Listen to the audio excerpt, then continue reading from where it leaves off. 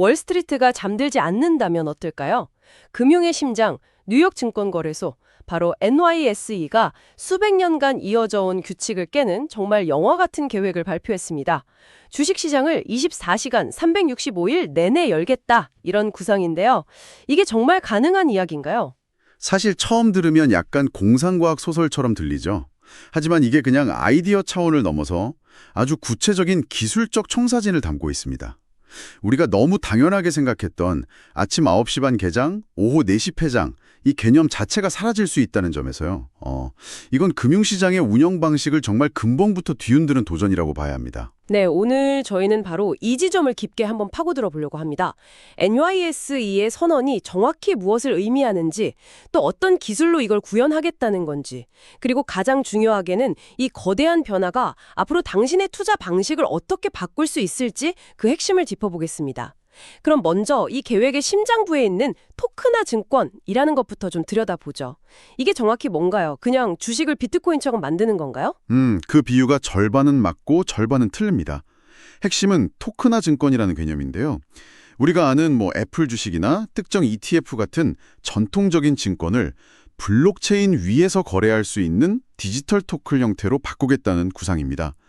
비트코인처럼 디지털 형태라는 점은 같죠. 하지만 이게 그냥 또 다른 암호화폐를 만드는 건 아니라는 말씀이시죠? 바로 그 점이 핵심입니다. 이건 완전히 새로운 자산을 창조하는 게 아니에요. 기존 주식을 블록체인이라는 디지털 세상에서 거래할 수 있도록 포장만 바꾼 거라고 생각하시면 쉬워요.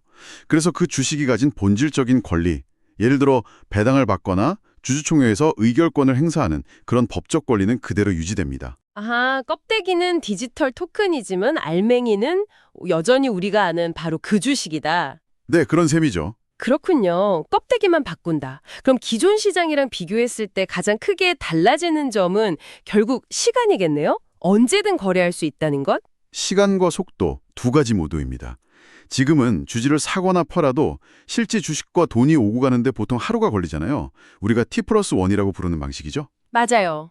그런데 이 새로운 플랫폼은 24/7, 즉 연중무휴 24시간 거래와 온체인 즉시 정산을 목표로 합니다. 온체인 즉시 정산요? 네, 거래 버튼을 누르는 순간 소유권 이전과 대금 지급까지 모든 게 그냥 끝나버리는 거예요. 더 이상 기다릴 필요가 없다는 거죠. 말씀을 듣고 보니 이건 마치 전기차가 처음 나왔을 때랑 비슷한 느낌이 드네요. 기존의 자동차의 제조 기술은 그대로 쓰면서 가장 핵심인 엔진만 내연기관에서 전기 모터로 바꾸는 것처럼요. NYSE도 거래를 체결하는 기술, 그러니까 차체는 그대로 두고 결제라는 엔진을 블록체인으로 바꾸려는 시도처럼 들립니다. 아주 훌륭한 비유입니다. 실제로 NYSE는 기존에 사용하던 아주 강력하고 안정적인 거래 체결 시스템, 필라 매칭 엔진은 그대로 활용합니다. 누가 얼마에 사고 팔겠다는 주문을 모아서 거래를 성사시키는 핵심 두뇌는 그대로 두는 거죠. 그리고 말씀하신 대로 거래 이후의 결제 및 정산, 즉 엔진 부분에 블록체인 인프라를 통합하는 하이브리드 모델을 구상하고 있는 겁니다. 그런데 잠깐만요. 결제가 빨라진다는 건 알겠습니다. 하지만 솔직히 대부분의 개인 투자자에게 T+1이 그렇게까지 큰 불편함이었을까요?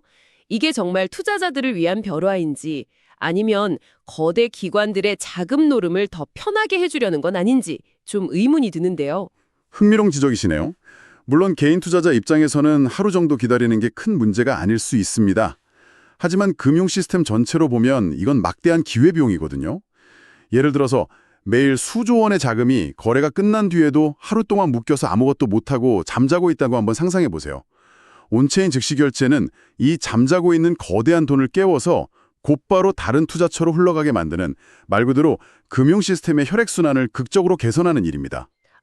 시장 전체에 묶여있던 돈을 풀어주는 효과가 있다는 거군요. 자본의 효율성이 극대화되는 거네요. 그렇죠. 그리고 또 다른 기술적 특징은 자금 조달 방식입니다. 기존 시스템은 은행 영업시간에 맞춰서 돈을 이체해야 했잖아요. 네, 그랬죠. 그런데 이 새로운 플랫폼은 달러 가치에 연동된 스테이블 코인을 활용하려는 계획을 갖고 있습니다. 스테이블 코인을 쓰면 은행이 문을 닫는 밤이나 주말에도 24/7, 24/7 자금 흐름이 가능해지는 거죠. 특정 블록체인 기술 하나에 올인하지 않고 여러 기술을 수용할 수 있도록 멀티 블록체인을 지원하겠다는 유연한 전략도 포함되어 있고요. 알겠습니다. 기술적인 그림은 어느 정도 그려지네요. 그런데 좀 근본적인 질문이 생깁니다. 이렇게 복잡하고 비용도 많이 들 텐데 100년 넘게 잘 돌아가던 시스템을 굳이 지금 이렇게 바꾸려는 이유가 뭘까요? 단순히 암호화폐 시장이 부러워서일까요? 브루움도 브루뇽이 흠욕했을 겁니다. 시대의 흐름을 거스를 수 없게 된 거죠. 특히 젊은 투자자들은 이미 24/7 거래에 익숙해져 있어요. 2021년에 주말 동안 도지코인이 폭등할 때 월스트리트의 기관 투자자들은 그냥 손가락만 빨고 지켜봐야 했거든요.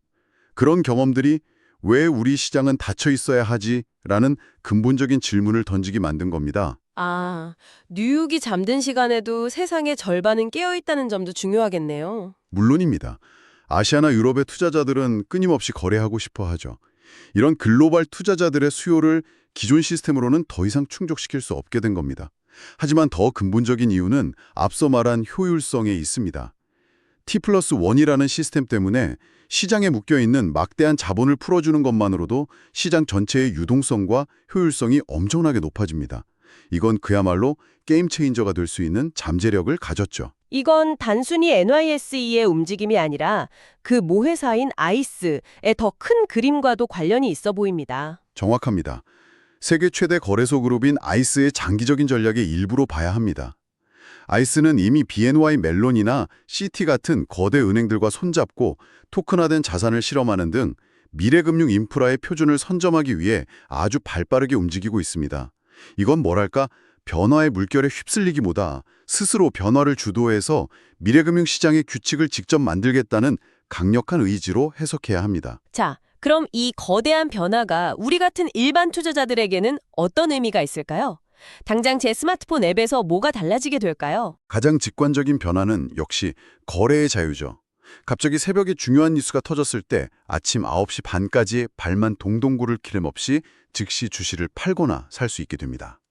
한밤중이나 주말에도 자유롭게 거래가 가능해지는 거고요. 주식을 판 돈도 바로 들어오겠네요. 네, 다음 날이 아닌 즉시 계좌로 들어오니까 그 돈으로 바로 다른 투자를 할 수도 있겠죠. 소액 투자자들에게도 좋은 소식이겠네요.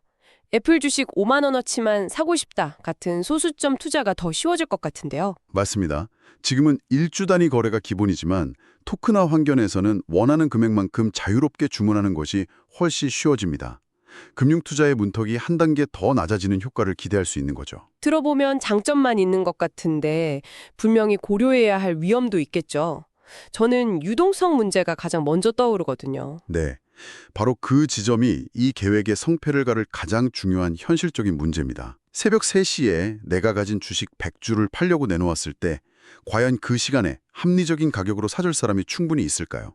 거래량이 적은 시간에는 가격 변동성이 극심해져서 오히려 투자자들이 큰 손해를 볼 수도 있습니다. 상상만 해도 아찔하네요.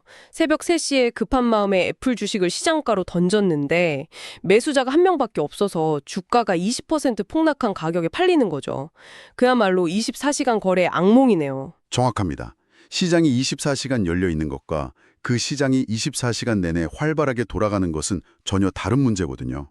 그래서 24시간 내내 시장에 충분한 매도 주문을 공급하면서 가격을 안정시켜줄 시장 조성자를 어떻게 확보할 것인지가 가장 큰 숙제로 남습니다. 시장은 열어놨는데 아무도 찾아오지 않는 텅 빈 시장이 될 수도 있으니까요. 기술적인 문제, 시장의 문제를 해결한다고 해도 가장 큰 산이 남아있죠. 이 모든 청사진이 현실이 되려면 결국 워싱턴의 승인을 받아야 하잖아요. 바로 규제입니다. 네, 미국 증권거래위원회, 즉 SEC의 승인이 반드시 필요합니다. 그리고 여기서 가장 근본적인 질문이 생깁니다. 거의 100년 전에 만들어진 기존 증권법 체계 안에서 이 새로운 토큰화 증권이라는 것을 어떻게 법적으로 정의하고 규제할 것인가 하는 문제죠. 이걸 기존의 주식과 똑같이 봐야 할지 아니면 새로운 종류의 증권으로 봐야 할지부터가 명확하지 않거든요. 과거에도 나스닥이나 코인베이스 같은 곳에서 비슷한 시도를 했지만 번번이 규제 문제에 부딪혔다고 들었습니다. 그랬었죠. SEC의 가장 큰 관심사는 언제나 투자자 보호입니다. 24시간 시장에서 발생할 수 있는 급격한 가격 변동이나 시스템 오류로부터 투자자들을 어떻게 보호할 것인지, 또 해킹이나 스마트 컨트랙트 버그 같은 디지털 자산 고유의 위험에 대한 안전장치는 무엇인지, 이런 질문들에 대해 SEC를 완벽하게 설득하는 과정이 결코 순탄치만은 않을 겁니다. 정말 거대한 변화의 시작점에 서 있다는 느낌이 듭니다. 말씀을 쭉 듣고 보니 이건 단순히 전통금융이 암호화폐 기술을 좀 빌려오는 차원의 이야기가 아닌 것 같네요. 그렇습니다. NYSE의 계획이 중요한 이유는 이게 탈중앙화를 외치는 크립토 네이티브들의 도전이 아니라 금융 시스템의 가장 강력한 중앙기관이 직접 새로운 기술을 포용해서 제도권 안으로 끌어들이는 시도이기 때문입니다. 신뢰와 규제를 바탕으로 한 전통 금융 시스템과 블록체인이 가진 효율성과 투명성을 결합하는 제도권 온체인 금융의 본격적인 시작을 알리는 신호탄으로 볼 수 있는 거죠. 신뢰, 규제, 기술이라는 세 가지 요소의 균형을 맞추려는 시도군요. 주식과 암호화폐의 경계가 무너지는 시대를 맞이하게 될지도 모릅니다. 주식뿐만 아니라 부동산, 미술품, 채권 등 세상의 모든 자산이 24/7, 24시간 거래 가능한 디지털 토큰이 된다면 미래의 투자 환경은 지금과는 완전히 다른 모습이겠죠. 이것이 NYSE의 실험이 우리에게 던지는 궁극적인 질문입니다. 이 거대한 실험이 성공할지 아니면 또 하나의 야심찬 시도로 끝날지는 앞으로 SEC의 결정과 시장의 반응을 계속해서 주목해봐라 했네요. 금융시장의 미래를 향한 시계추는 이미 움직이기 시작했다는 건 분명해 보입니다. 시청해주셔서 감사합니다.